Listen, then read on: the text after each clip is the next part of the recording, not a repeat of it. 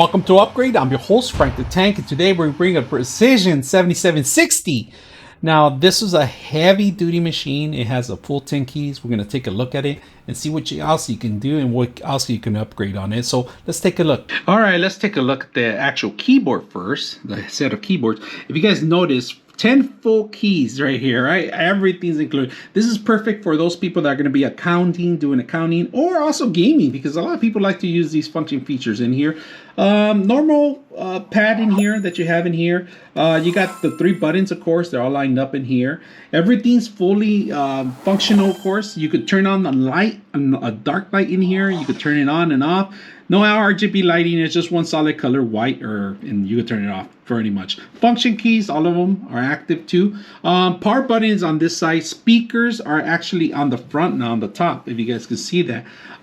There is some heat coming out of them because it has the GPU and CPU. Right now, we only got the Intel, so it's one GPU, CPU acting as everything else right now. So it is the i7, the Core VP Pro. All right, just to let you know, we're going to take a look at the sides and see what else is it. Now, the screen itself, it's freaking huge. 17-inch, if you guys can see that.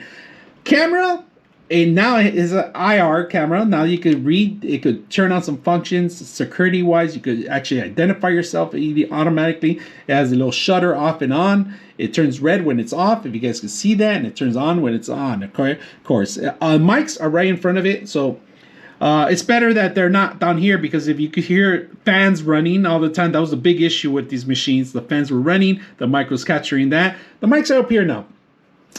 They've been here for quite a while now, but a lot of machines are catching up to a lot of stuff. They at one point, one of the positions didn't even have cameras. They had the camera down here. It was kind of a rude thing, because women are, show certain areas in that position, and that's pretty much what the capturing of the actual. Instead of those eyes, they was capturing the wrong eyes. So, but now look at this system. It's a beefy machine. It's about 9 pounds, close to 9 pounds, and it comes in keyboard wise. Let's hear the noise.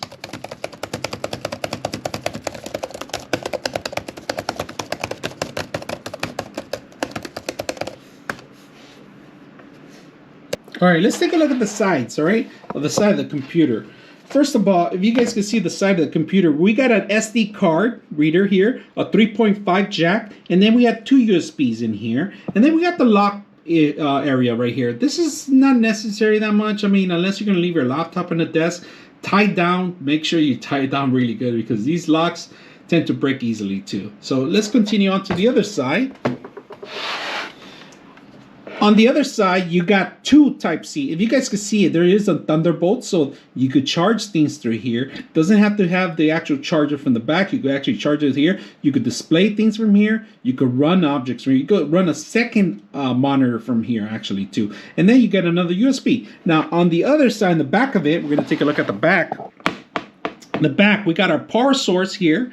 We got the RGB connection in here for the Ethernet connection. And then we have a HDMI connection here. And then we have a micro display connection in here.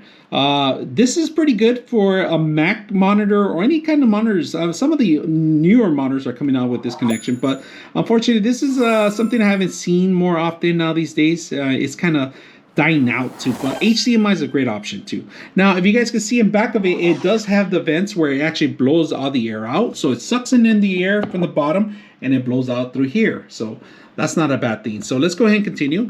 We're gonna take a look at the actual camera and see how well it works. So let's go ahead and test the camera out.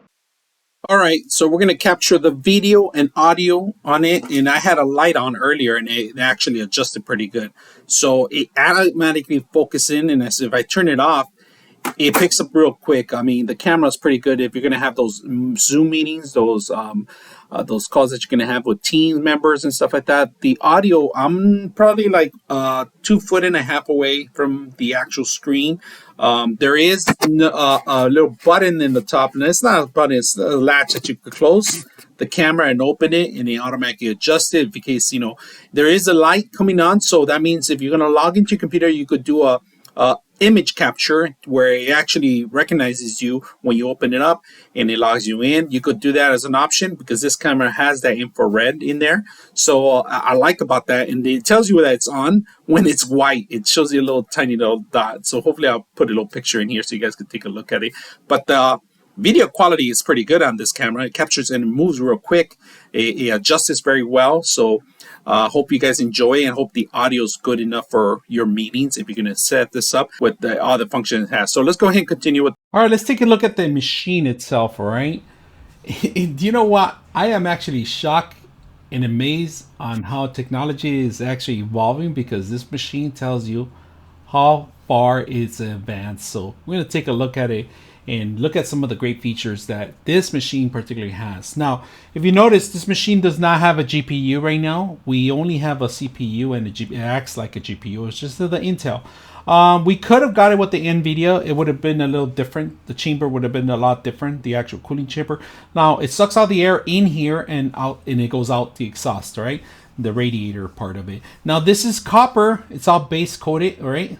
There is a connections for, you could remove the actual settings and with a couple of screws to actually refill the thermal paste down the line. So that you could upgrade it if you're having issues overheating, or it's failing, or something's not right. I always take a look at the temperatures all the time. So that's a great thing.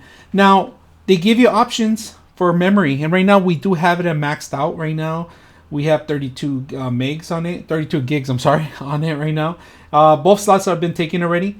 It's all being utilized right now. We do have an NVMe device here, M.2 right here. And this is where the OS actually sits from. They do have a WAM connection here. So if you want to add an extra M.2 WAM connection, goes in here. Your wireless device, it's all set up in here, if you guys can see it. Now, the great option about this, if you guys notice, and I'm going to focus a little bit more, there is a SIM card reader right in the center. It's no longer on the side panels or anything like that. It's actually included in the actual build itself. You can see that. Now, removing the whole shelf itself, it was a little struggle. You know, the actual screws don't have to come out. They just pop out and they stay fixed in the actual shell. Now, the SIM card is perfect for those that are going to be traveling or moving around, and they have a provider, Verizon, T-Mobile, or any other provider. They could actually use this. AT&T has one too. In order for that to work, you do need to download some of the applications for the encryption to work, all right? So that's a must if you guys are going to install a SIM card. If you're not familiar with that, we'll move along with that. Now, the great feature I like about this is my favorite thing. First of all, the long battery. It's always included on these machines, all right? 68 watts. You go upgrade this to not 68, but you can actually lower it down too. So if you're not necessary, but this is a beast of machine. It's going to need a lot of power. It's heavy duty. It's going to be a lot of power being utilized, especially if you use the nightlight on the keyboard. It's another requirement too. But the battery, easy to replace. Remove a couple of screws here, unplug it right here, and they actually give you everything you need to do. A lot of these laptops don't want you to touch any of this stuff. Dell's been always open environment, except for some of the XPS machines, because the memory is already built in there. I don't like that far because you can't upgrade those, but this is great. They still have those options for these. To remove the battery, easy screws, remove, pop out, get the new one, simple. These two memories, easy to pop out the same ways. There's no other slots. These are the only two slots you're going to see. M.2, you can upgrade from whatever it is, 1 terabyte to 2 terabytes to 3, whatever you're going for in your budget. But another great option is that they give you 3 more slots. 1, 2, and 3 slots for 3 additional M.2s. That means you could have a terabyte, or 2 terabytes, or 3 terabytes, whatever you want. Not only that, you could actually RAID the devices too. They could combine as 1, or they could combine it as 3. It's your call on that part. Now, that's a great option to do. So the only thing you can upgrade from here is the memory, the M.2, and you could add 3 additional M.2s, and the actual battery itself. They give you the WAM device too. Now, this is a great feature for those that don't know that you could actually install extra RAM and not RAM, but extra M.2 in here, a smaller M.2. You got to look at the actual millimeters that you're supposed to drive in here. Now, on this one, they give you the 3 slots. already with thermal tape in here, so you know that it's going to take some heat. Now this one doesn't have thermal tape, but the actual device on the bottom of it, it actually doesn't have any thermal tape either. It's only copper based, and it's pretty much protecting a couple of the devices in here. If you guys can see, this is pretty much what it's going to be protecting in here. So this will be probably set up for software, memory, or software, or pictures, or anything you want to drop in there. You could add 3 devices in here.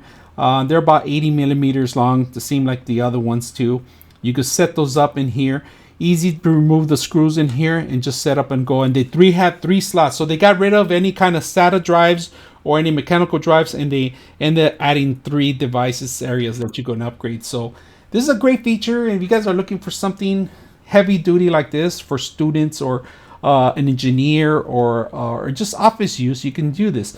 Gaming wise, you're gonna have some problems if you don't include the Intel, if you don't include the NVIDIA chip in here. And they do have the option for that, and they do have options for other things. Now, you can upgrade this device and use any device that I'm gonna demonstrate. I'm gonna give you guys a little rundown. You could set up an external drive to read video cards. So you pretty much upgrade to any kind of video card to read out of it. This one can do that through the slots of the Thunderbolts, but that's an additional cost for the video card, additional cost for the drive. That's another options to have. But overall, this machine, there's a lot of great features you can upgrade. Easy to manipulate some of the stuff, easy to upgrade. So if you guys are looking for something like this, or think you're in the market for a new machine, you might want to consider something like this. So if you guys like what you guys see, make sure you guys subscribe. I'm your host, Frank the Tank, and we're out.